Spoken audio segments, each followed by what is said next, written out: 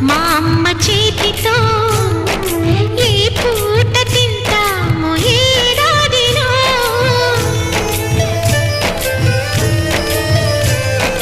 చక్కగా మా నాన్న పక్కగా